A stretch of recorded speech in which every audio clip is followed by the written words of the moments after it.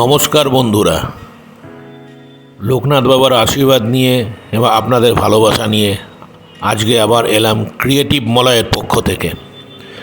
আজকে আবার একটা রেসিপি বানাবো। আজকে বানাবো কাতলা মাছের কালিয়া।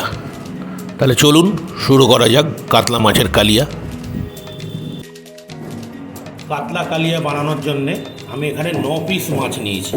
টোটাল 1 কিলো মাছ আছে এখানে। এবার মাছগুলোকে ম্যারিনেট করে নেব। প্রথমে দেবো নুন, গুঁড়ো, লঙ্কা গুঁড়ো, সর্ষের তেল। এগুলোকে মেখে নেব।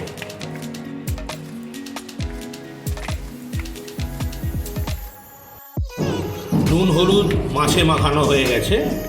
এবার এটাকে 10 মিনিট রেখে দেবো।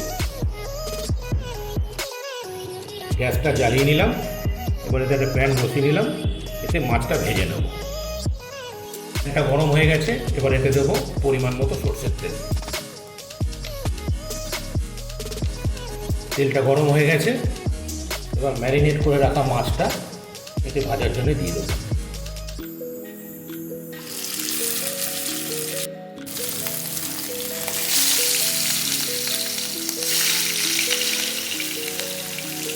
মাছটা 1 পিঠ ভাজা হয়ে গেছে। আর 1 পিঠ ভাজার জন্য মাছগুলোকে এবার উল্টে নেব। দেখুন কি সুন্দর লাল করে ভাজা হয়েছে। লাল করে ভাজা মানে কিন্তু কড়া করে ভেজে নেওয়া যাবে না। মাছগুলো 2 পিঠই ভালোভাবে ভাজা হয়ে গেছে। এবার মাছগুলোকে একটা পাত্রে তুলে নেব। বাকি মাছগুলোকেও ঠিক একই পদ্ধতিতে ভেজে নেব। মাছগুলো ভাজা হয়ে গেছে। এবার মাছ ভাজার তেলেই দিয়ে দেবো কতগুলো গরম মশলা, গোটা গরম মশলা, একটা তেজপাতা, 3টে ছোটো এলাচ, 3টে লবঙ্গ, একটা দারচিনি দিয়ে একটু নাড়িয়ে চাড়িয়ে নেব। এগুলোকে এবার ভালো করে নেড়ে ছেড়ে নেব। ফ্লেমটা একটু কমিয়ে দেবো। এবার এতে দিয়ে দেবো কেটে রাখা পেঁয়াজ, দিয়ে মিডিয়াম ফ্লেমে এগুলোকে ভাজবো। আমি এখানে মিডিয়াম সাইজের 2টো পেঁয়াজ ব্যবহার করেছি। পেঁয়াজগুলোকে ভেজে ব্রাউন কালার অবধি নিয়ে আসতে হবে। দেখুন পেঁয়াজগুলো কি সুন্দর ব্রাউন কালার এসে গেছে। এবার এতে দেব 3টে পেঁয়াজের পেস্ট। এখানে কাটা পেঁয়াজ এবং পেঁয়াজ পেস্ট দুটোই লাগবে। কাতলা কালিয়াতে দুটোই লাগে। দিয়ে এটাকে আবার ভালো করে মিশিয়ে নেব। পেঁয়াজগুলো ভাজার মাঝখানে দিয়ে দিতে হবে সামান্য চিনি। এই চিনিটা ক্যারামেলাইজড হয়ে একটা সুন্দর রং নিয়ে আসবে। পেঁয়াজগুলোয় সুন্দর রং এসে গেছে। এবার এতে দেব 2 চামচ আদা, রসুন এবং কাঁচা লঙ্কা বাটা।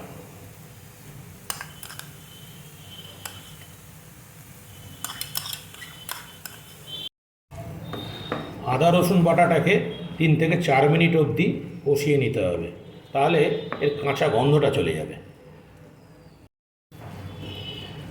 আদা রসুন পেঁয়াজ কষানো হয়ে গেছে।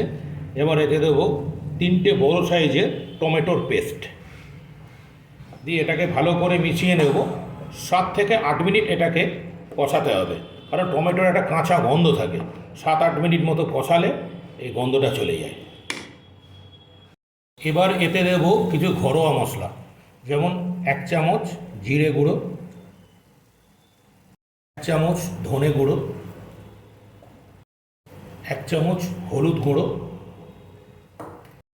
2 চামচ কাশ্মীরি লঙ্কার গুঁড়ো এবং স্বাদ মতো নুন। মশলাগুলো সুন্দর মেশানো হয়ে গেছে। এবার এতে দেব 100 গ্রাম ফেটিয়ে রাখা টক দই। টক দইটাকে লো ফ্লেমে ভালো করে মিশিয়ে নেব। ফ্লেম কিন্তু বাড়ানো যাবে না, তাহলে কিন্তু দইটা ফেটে যাওয়ার সম্ভাবনা থাকে। মশলাটা সুন্দর কষানো হয়েছে। দেখুন কি সুন্দর তেল ছেড়ে গেছে। এবার এতে দিয়ে দেবো পরিমাণ মতো জল। জল দিয়ে মশলার সাথে ভালো করে মিশিয়ে নেওয়া হয়েছে। এবার এটাকে 4 থেকে 5 মিনিট ফুটতে দিতে হবে একটা ঢাকা দিয়ে দিলাম। এবার ঢাকনাটা খুলব। ঝোলটা সুন্দর ফুটে উঠেছে। এবার এতে ভেজে রাখা মাছগুলো দিয়ে দেবো।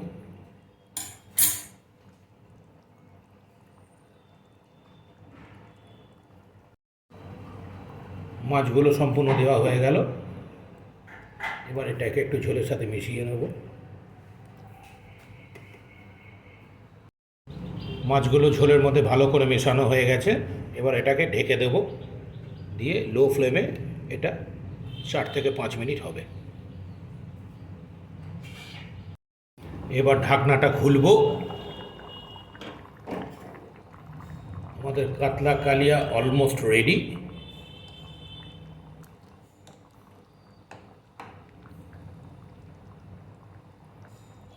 এবার এতে দেব 1 চামচ গরম মশলা, 1 চামচ ঘি,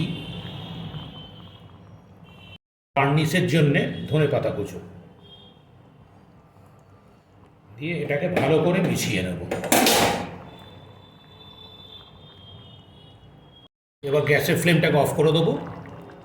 আমাদের কাতলা কালিয়া তৈরি। দেখুন কি লোভনীয় হয়েছে।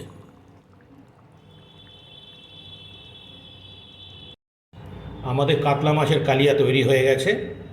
আপনাদের কাছে আমার অনুরোধ, আপনারা এটা বানান, আমার পদ্ধতিতে বানান, খান, খুব ভালো লাগবে, খুব সুন্দর টেস্ট পাবেন।